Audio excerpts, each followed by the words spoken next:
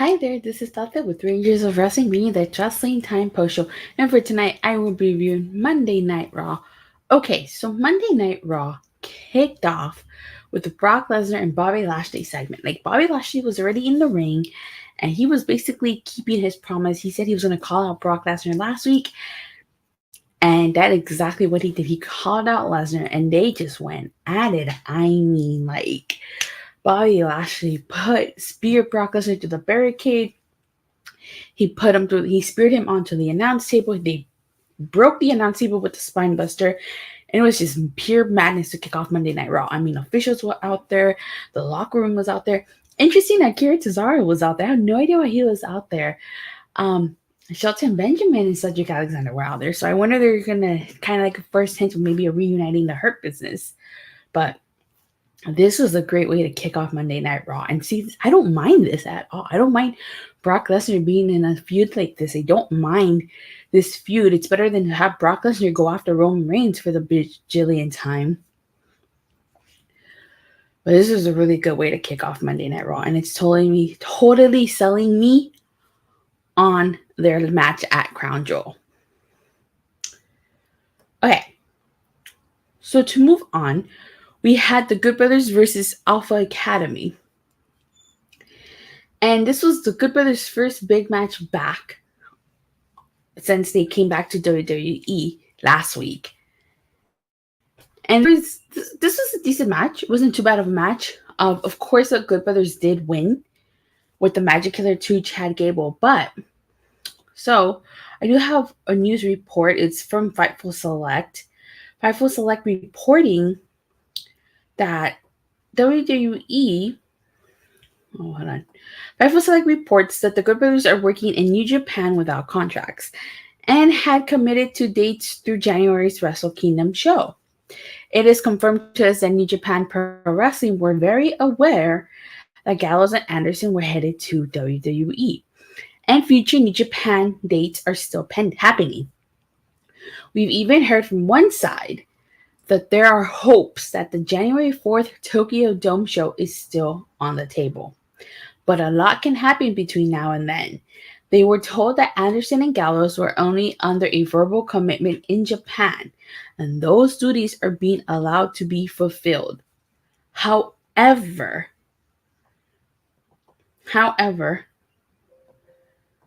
they have officially signed with WWE for what is said to be a big money deal. So there you have it, folks. The Good Brothers are still currently signed to WWE, but are allowed to work the dates, the future dates. Now, here's the dilemma. Well, actually, I'll talk about that as we get moving to the next segment, because the next segment parlays into what I was going to say. So after the OC is victorious, the Judgment Day comes out, and Finn Balor is like, oh, it's too sweet, it's all the same. Now, Finn Balor says, I need to remind everybody I'm the reason I started this stupid club. So he's talking about the Bullet Club. And so he basically challenges them to a match, the OC versus Judgment Day at Crown Jewel. Again, you have a bit of a dilemma here, because Carl Anderson is scheduled to defend his never open weight title the same day as Crown Jewel against Hikuleo. So what's going to happen here? I mean, is Carl Anderson... from my understanding, Japan is only 8 hours from Saudi Arabia, but that's still a long flight. So now I guess the question is Carl Anderson going to defend the neverweight title that day? Is that match going to be taped? How is this going to work? So it's very interesting to see. I personally think that they should. I think Carl Anderson I think it's doable, and I think Carl Anderson can do both the New Japan show and the Crown Jewel, but he might be pushing it. You know, maybe if they arrange, maybe if he goes first on Saudi Arabia and then just like leaves right after, maybe he'll make it. I don't know. It's really, what do you guys think? You guys think Carl Anderson's gonna work both shows? Do you think for some whatever reason he might get written out of Crown Jewel so he could go do the New Japan show? What do you guys think? That's an interesting scenario. Saudi Arabia is the same day as the day that Carl Anderson defends against Hikuleo for his never openweight title. So the whole point of this segment is that Dominik basically is challenging AJ Styles to a match later on tonight. He says to give him an hour to get ready. So very interesting for Carl, and very interesting scenario for Carl Anderson. So we'll see what happens with his never openweight title. Then we get Seth freaking Rollins, and he comes out all dressed with a red suit, red sunglasses, kind of like Corey Hart, where I wear my sunglasses at night. And like he reintroduces himself as the revolutionary Seth freaking Rollins. And he's basically telling his haters and his disbelievers to kiss his big, red, beautiful behind. He literally does like a gesture, signaling to kiss his behind. And he goes on to say that tonight's title defense is going to be historic because it's going to go on to become one of the greatest U.S. title runs in history. He wants to clear up the miscommunication from Extreme Rules. And so, like, the Crossroads champion, you tapped out. If you guys remember, Seth Rollins did tap out to Matt Riddle at Extreme Rules. And he goes on to say it was a strategic move tapping out because he had the U.S. title match on Monday. And you know who comes out? Mustafa Ali comes out, and he basically congratulates Rollins for this, and he wants to give Brock Lesnar a shout out because Brock Lesnar is the reason Seth Rollins is the current United States champion. But Mustafa Ali says Seth Rollins once again channeling his inner Elton John. Exactly.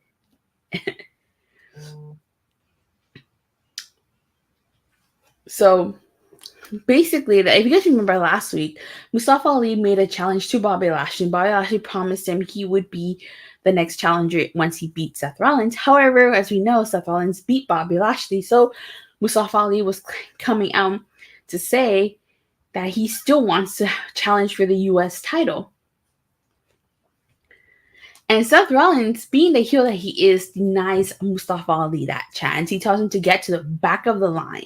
Actually, he gives him two options. He tells him he can either stay and party with everybody or get to the back of the line. Kevin Patrick is just not good on commentary. He lacks excitement. He needs to improve. He definitely does. Kevin Patrick really it's not good on commentary. You know, I know last week was his debut and I kind of let it go, but yeah, Kevin Patrick just did not do it for me on this show. Like his commentary, he should have just stuck to being a backstage interviewer announcer. Like, he had no reason to be put on commentary. So, okay. So Seth Rollins basically says that he likes Ali and that he thinks he considers Ali to be one of the best performers in the WWE, a great friend, a great father, and that he sees what Ali does with the guys in the back. But then he sucker punches Ali, and there's this one spot where Seth Rollins threw Mustafa Ali right into the ring post, and like Mustafa Ali stole the hell out of that. I'd rather have Byron Saxton back on commentary. It was hilarious how him and Graves goes back and forth.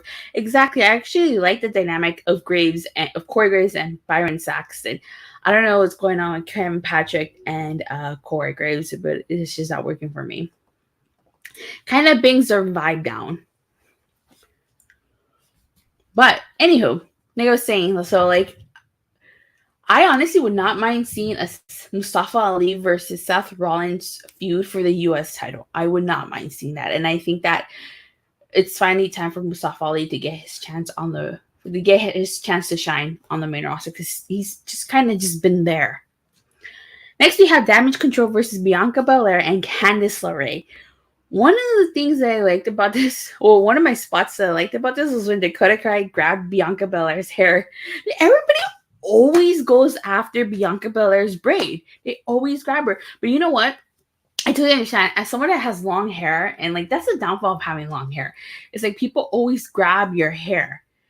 Like no matter what. It's sometimes it pays to have short hair because there's nothing for people to grab if you ever get into a fight. But like with someone with long hair, it's like that's the first thing they go for, the long hair. So mind you, like Bailey's on commentary during this match. And she abandons commentary and grabs the kendo stick from under the ring. And I guess she was going to try to hit Bianca. But Bianca grabbed her by the hair and she took her out on the commentary. She left. They know she probably will whip them with that hair. Yeah, that's true. She left poor Candice LeRae alone with Dakota Kai and Io Sky. So, of course, Damage Control ends up being victorious on this. And Damage Control needed, I feel like they needed this win, especially because they have a big title defense on Friday. And they need to successfully retain. We cannot have the tag titles bounce back and forth. We cannot have that. We need to establish these tag titles. They need to mean something. So let's keep the titles on Damage Control and let's have them win. All right. We get a quick Matt Riddle segment. He's like talking about backstage. He's like backstage and he's talking about how like Seth Rollins is one of those cheap hoverboards. I've never ridden a hoverboards, but I get what he was talking about. He said he was going to beat him to become a U.S. champion, and then he promised Mustafa Ali to give him a title shot if he wins. And then like kind of to the side, you see the Miz, who he like slipped and fell and he's like injured. And they're talking about how like the janitors and like the Riddle calls him sanitation engineer, but I knew Miz was faking it. I didn't think he was legit. So I wouldn't. That plays into what happens later on in the night. All right, so we can also find out that Cora Jade picks Rhea Ripley as Roxanne Perez's opponent for her Pick Your Poison match, and Roxanne Perez picked Raquel Rodriguez as Cora Jade's opponent for the Pick Your Poison. Boy, they were really advertising NXT tonight, and there's a reason for that. You know, tomorrow we are getting Tuesday Night Wars. NXT and AEW are going to be on at the same time. And not only that, we're also going to get a Vince McMahon documentary called The 9 Lives. So much is happening tomorrow. Out of curiosity, what are you guys watching tomorrow? All right. So we get a JBL promo. Yes, JBL is back. And he comes out in his limo, his old attire. But he got some oversized pants. Like, those pants were too big for him. I mean, I know I'm no, like, style icon or anything. AEW over NXT tomorrow, definitely. But those pants are just too big for him.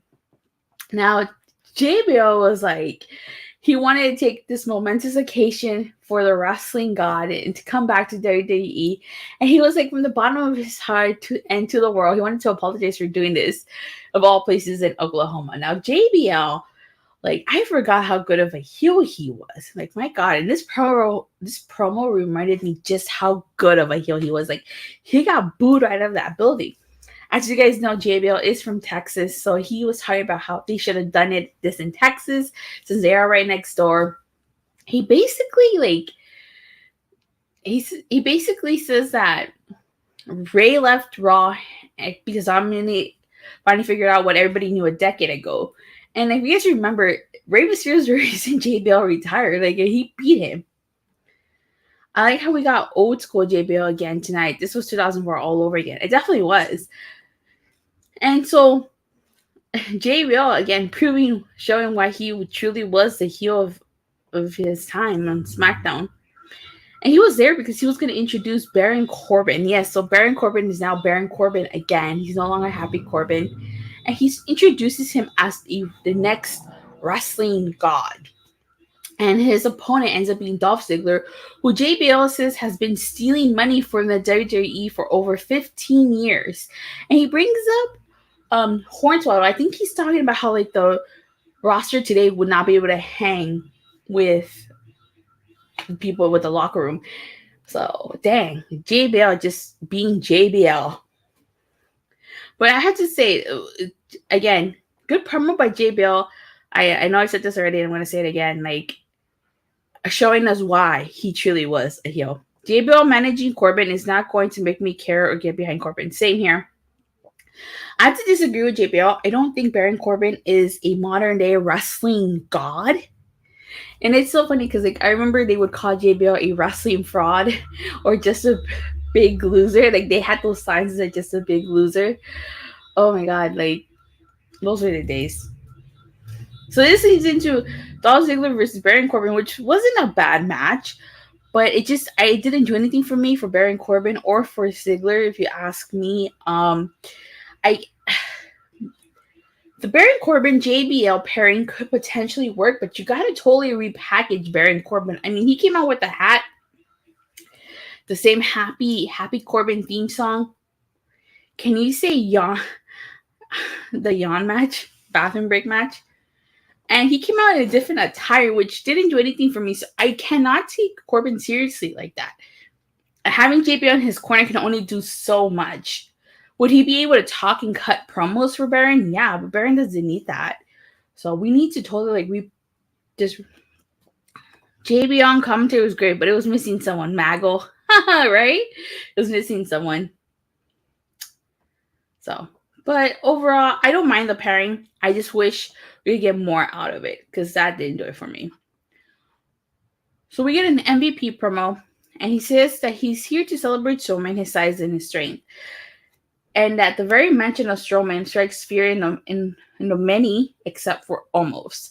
And that he says Omos is going to go to SmackDown and look down on him. So this is basically setting up Omos versus Strowman, probably at Crown Jewel. I really hope Strowman wins. This is either going to be the worst match of the year. It's going to be a botch fest. Please tell me they're not. Do you guys think they're going to gimmick that ring? Like something's going to happen. There's going to be some type of big spot in this match. This is going to be a disaster of a match with Omos versus Strowman. Yes, it is. This is going to be a car wreck.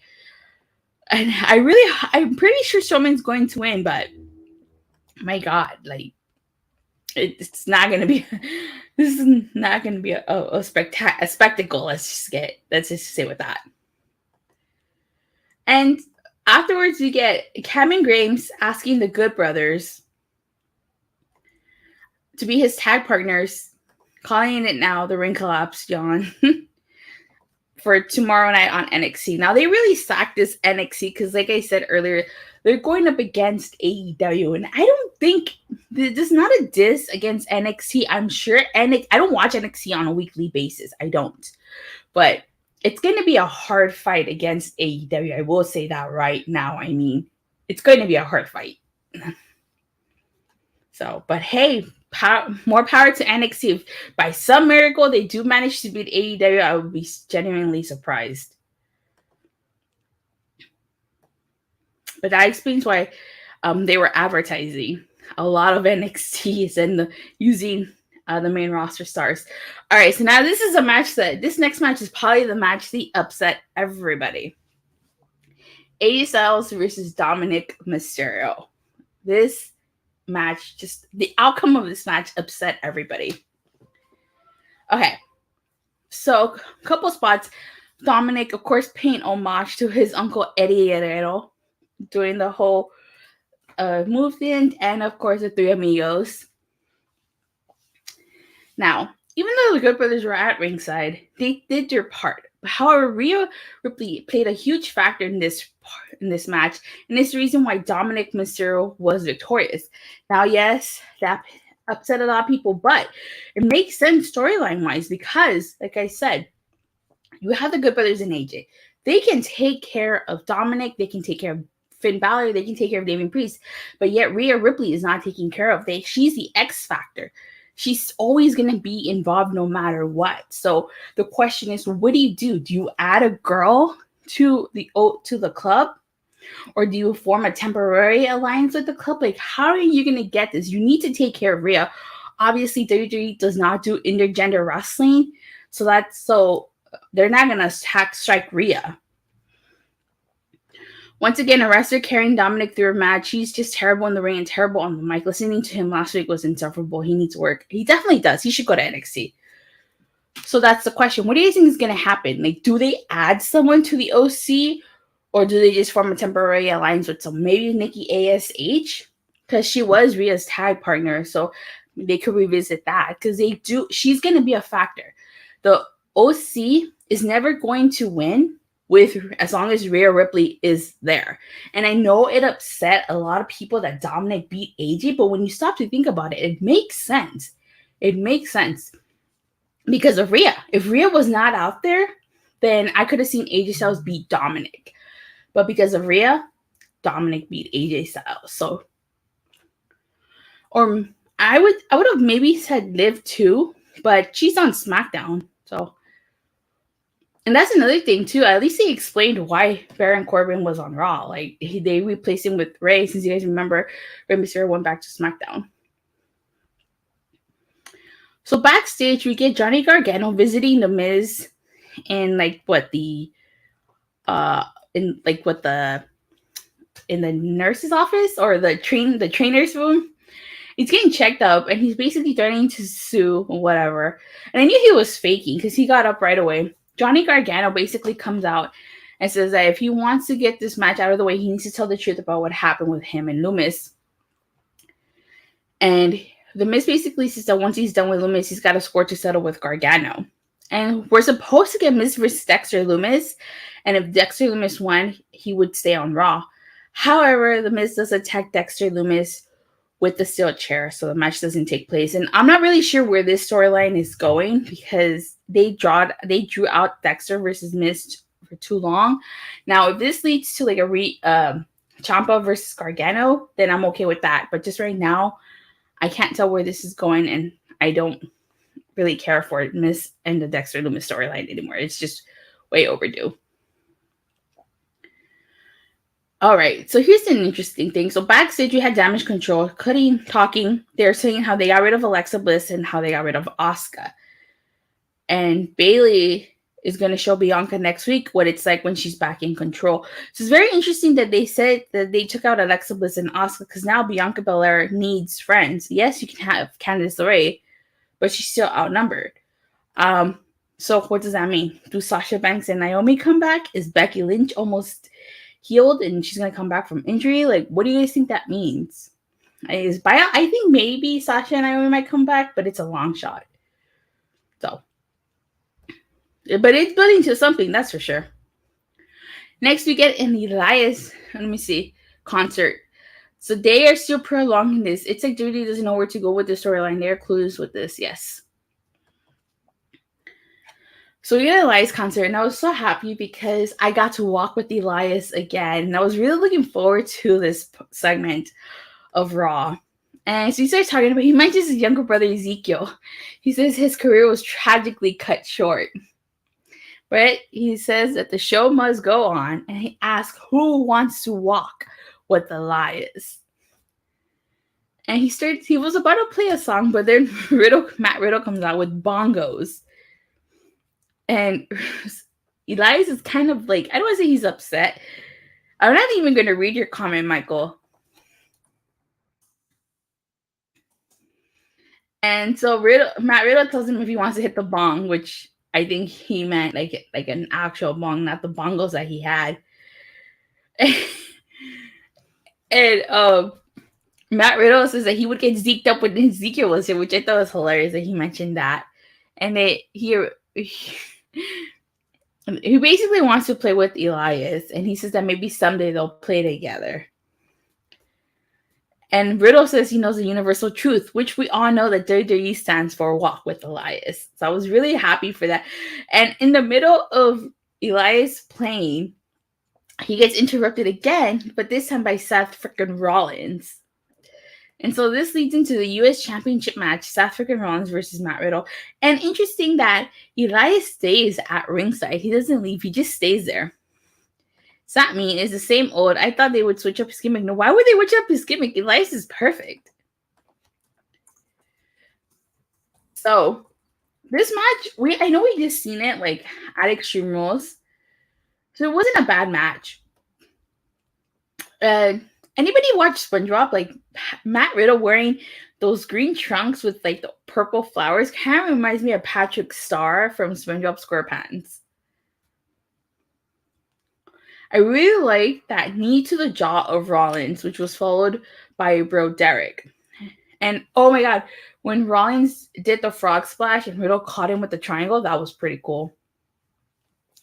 So like I said, Elias is on the outside, and at one point when the ref was distracted, Elias kicked Rollins. He super kicked Rollins, and then at some point during the match, like Rollins is asking, well, he's basically trying to egg on Elias to hit him, but he doesn't, and so Rollins super kicks him.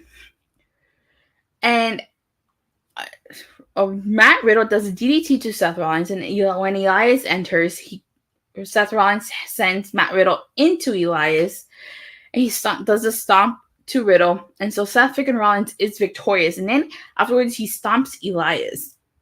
And now, from earlier in the night, Mustafa Ali does come out to get revenge on Rollins, and he attacks him. He sends pretty much Rollins running into the crowd, and Mustafa Ali stands tall, and he basically tells Rollins, "I am your problem." So, great way to end Monday Night Raw. You have Mustafa Ali standing tall. And I kind of feel like they're building towards maybe a fatal four-way. It'll be Matt Riddle versus Mustafa Ali versus Elias versus Seth freaking Rollins for the U.S. title. Probably at Crown Jewel, but overall, it was not a bad Raw. I didn't think it was a bad Raw. I didn't really care for the Dexter, Lumis, and Miz stuff. I mean, for Triple H not to be there, oh yeah, that reminds me, like Triple H was not there. He was not there. Road Dogg was in charge of this show because unfortunately Triple H did get sick, so he was not there. But it wasn't a bad show, honestly. I was entertained. But I would have to give this Raw probably a 9 out of 10. Actually, no, I changed my mind. I gave it an 8 out of 10. And the reason why is because that whole Baron Corbin stuff really just didn't do it for me. And I didn't really care for Dexter and Miz. 7 out of 8. Show not as good as last week. Amazing show. Take out Elias, Miz, and Lumis, and it was enjoyable. I disagree. Take out Miz and Lumis, and the show was enjoyable. I did not mind Elias at all. All right. And so, like I said, tomorrow there is 3 things going on. There's a Vince McMahon documentary, there's NXT, and there's AEW. I'm only going to be covering AEW Dynamite. So with that being said, you guys, thank you guys all so much for watching and for the continuous support. Please don't forget to like and subscribe. Make sure you hit that bell so you get notified whenever I go live or release a new video. And I'll see you guys tomorrow after AEW Dynamite. Bye.